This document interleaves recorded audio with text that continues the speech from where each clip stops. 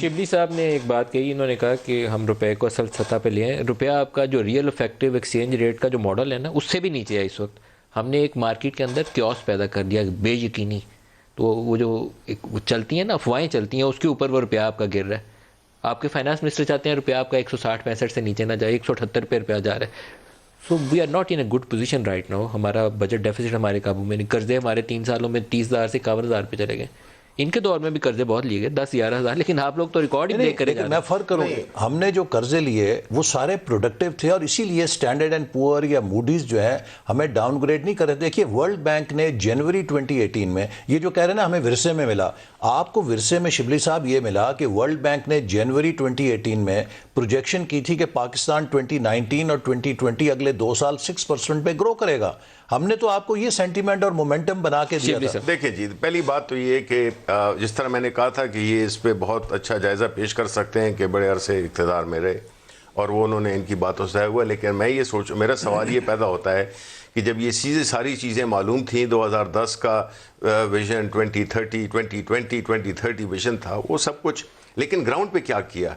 आप मुझे ये बताएं कि जब असल में मुल्क को कौन चलाता है? मुल्क को इदारे चलाते हैं। आपका स्टेट बैंक है, आपकी जितनी आपकी सुप्रीम कोर्ट है, आपकी ये जितने भी इदारे हैं, पार्लियामेंट है और बाकी जितने भी इदारे रियासत के होते हैं, वो मुल्कों को चलाते हैं, इंडिविजुअल नहीं चलाते।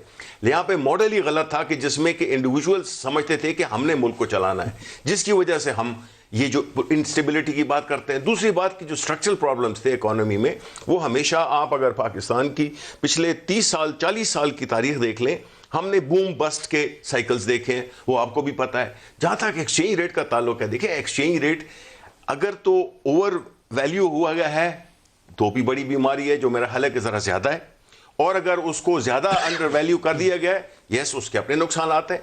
बट देखिए ना, जब आपको एक डिफरेंट टूल है, हमने तो स्टेट बैंक को पहली दफ़ा आज़ाद कर दिया कि जी हम इंटरवेंशन नहीं करेंगे, हम मार्केट में ना डॉलर फेंकेंगे ना मार्केट से डॉलर उठाएंगे, जो कि पहले होता रहा है, अनफॉर्चुनेटली होता रहा है। Let's accept, unless we accept our mistakes, only then we will be able to correct them. Exchange rate, yes, मेरे हिसाब से भी बैंक का रोल है मार्केट में इंटरवेन करना, उसको हाथ उठा के आंखें नहीं बंद कर सकता। बेयकीनी खत्म इसी से होती है, स्टेबिलिटी इसी से। देखिए ना, स्टेट बैंक का काम इस हद तक है कि मॉडरेट, लेकिन आप ये तो नहीं कर सकते हैं कि अपना प्रेशियस स्टॉक फॉरेन एक्सचेंज वो आप मार्केट में फेंकें उसको सपोर्ट देने के लिए। एक सवाल कर सकता हूँ, क्या इनके दौर में स्टेट बैंक ने मार्केट में डॉलर उठाए या फेंके हैं कि नहीं फेंके? दोनों काम किए। नॉट टू माई नॉलेज, मेरा नहीं ख्याल है। अगर ऐसा होता, देखिए मैं आपको बताऊं, एक्सपोर्ट्स बड़ी हैं। दूसरी जो जहां तक एक्सचेंज रेट का मेरा अंदाजा है, अब असल नंबर नहीं है, लेकिन इन्होंने 7 अरब डॉलर बेचा था 5 साल में। मेरा ख्याल है आप 3 सालों में उससे ज्यादा बेच चुके हैं मार्केट में। नहीं, देखें, ये तो मैं अब इस बहस में नहीं पढ़ूंगा आपके साथ कि इन्होंने 7 अरब डॉलर बेचे थे या इन्होंने 23 अरब डॉलर बेचे थे।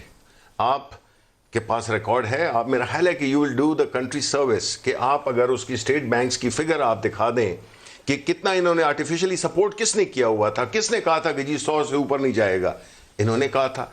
ग्रेट, इंपोर्ट्स आपकी अट्रैक्टिव हुई, लोकल इंडस्ट्री नहीं बन सकी क्योंकि इंपोर्ट करना ज्यादा सस्ता था बनिस्बत उसको लोकली प्रोड्यूस करना।